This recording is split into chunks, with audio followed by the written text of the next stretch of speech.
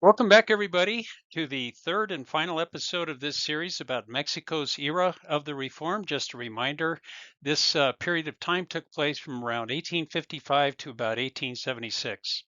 To finish things off with this discussion, I'll be talking about four of the major legacies left by this period in Mexican history, which include the economic, educational, social, and political impacts of the liberal reform. First, let's talk about economics. So instead of emphasizing industrialization in Mexico, the liberal reformers wanted to focus instead on improvements in farming. So, in other words, agriculture and the mining industry. They also thought there was a seriously unequal and unjust distribution of land. In other words, too few in Mexico were holding way too much of the land. Mexican liberals felt very strongly that land holdings by monopolies and corporations had to be eliminated. And as things turned out, the biggest landholding corporation was the church. But there also was a lot of communal land that was held by the Indians or the indigenous. So all of this added up to a need for land reform, which was the primary motivation for Ley Lerdo, which we discussed previously. So the main reform here was to take away land from corporate control, like the church, for example, and then sell it to a large number of buyers who would hopefully, in turn, use it for productive, constructive purposes. And along with all this, taxes from land sales would be a main source of government revenue.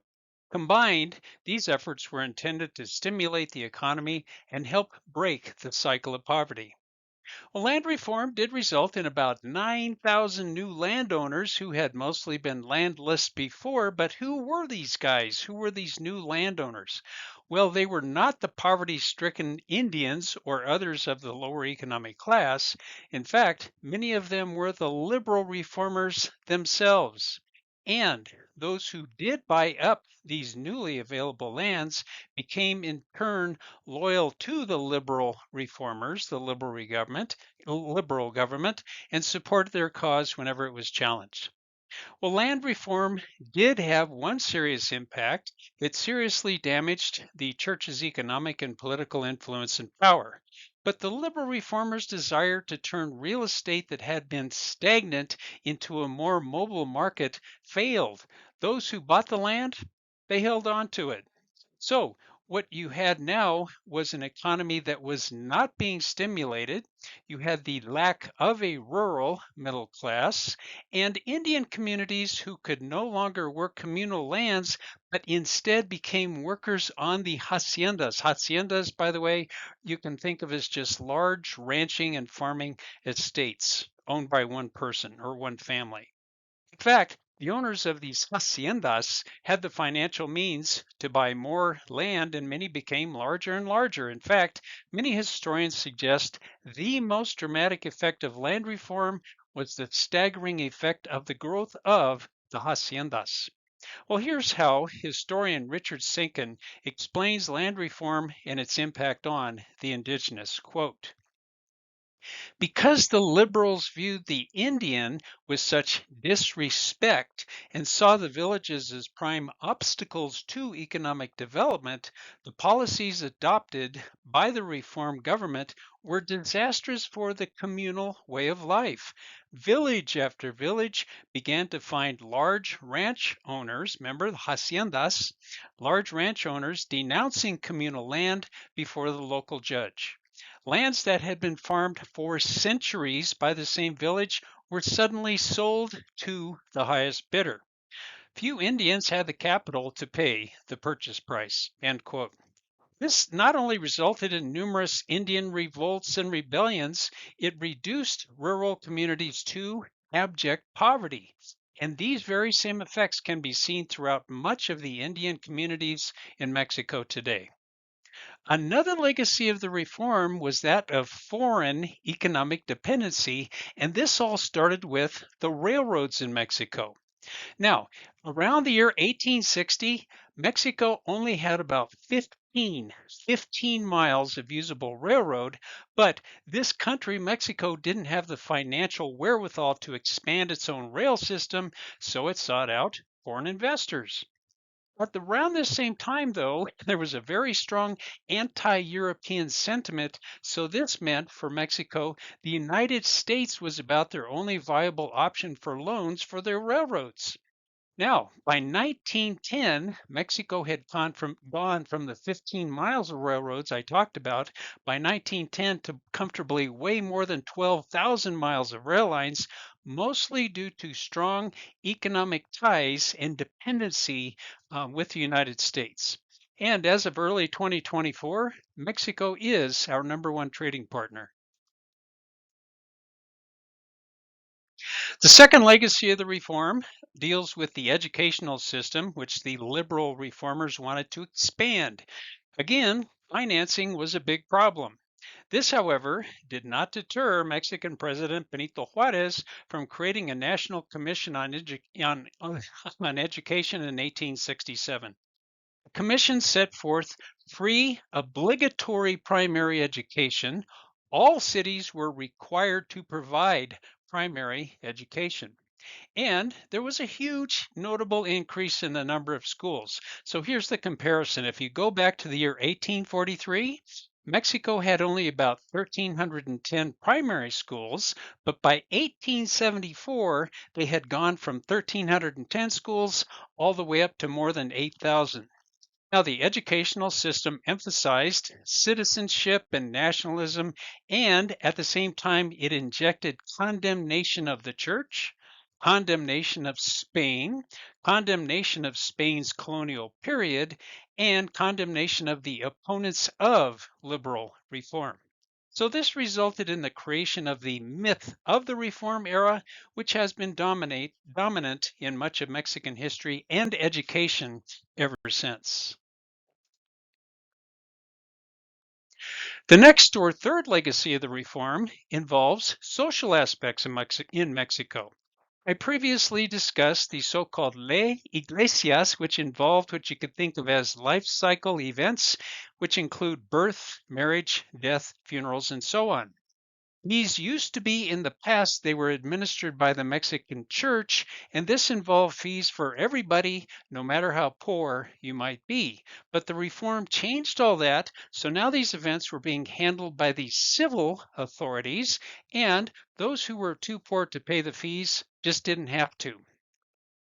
I think historian Richard Sinkin sums up this issue, the social legacy, well, so I'll provide a quote by him. Quote, although the reform succeeded in organizing a modern nation state by 1876, its social legacy is one of failure. By destroying the charity functions of the church, by eliminating the protective legislation governing the ejido. Now, what's an ejido?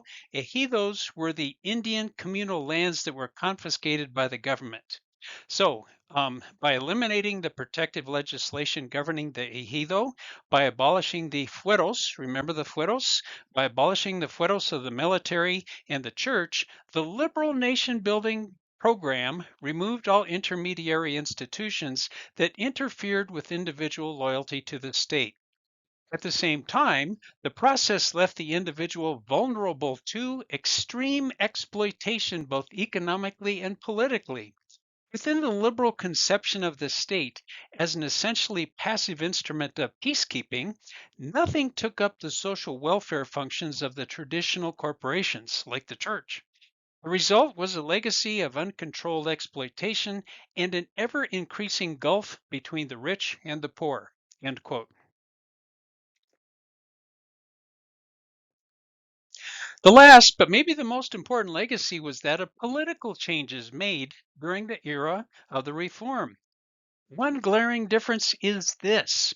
In the last 25 years of the 1800s, there was only one governmental overthrow, one coup d'etat. That was it.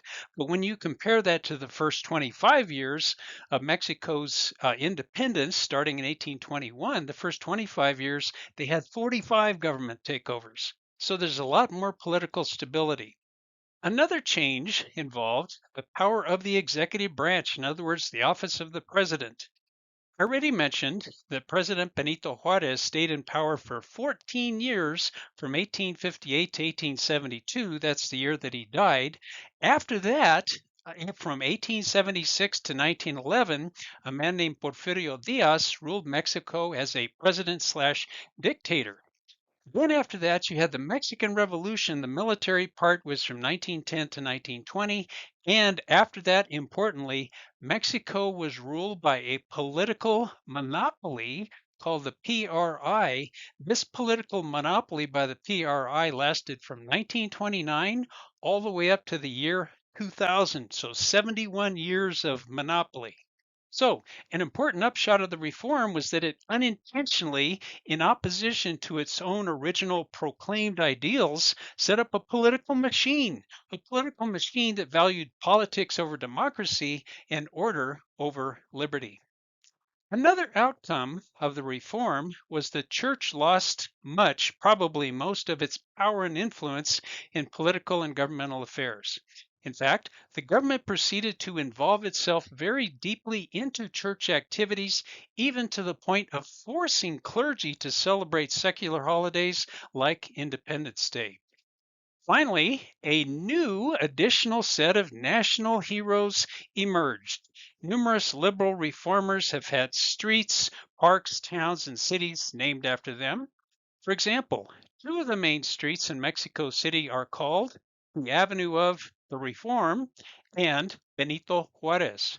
In fact, in Mexico City alone, there are just over 600 streets in different neighborhoods named after Benito Juarez. My final comments: the era of the reform was a clear, chaotic, turbulent, and many times violent period in the history of Mexico. In some ways, it achieved its proclaimed ideals. In other ways, their programs backfired.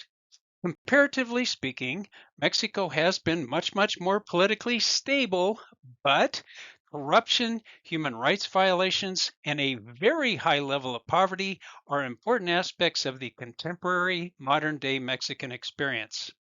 If nothing else, with all that our next door neighbor to the south, Mexico, has been through, I can say with utmost confidence that the Mexican people are very resilient, and I admire them very greatly.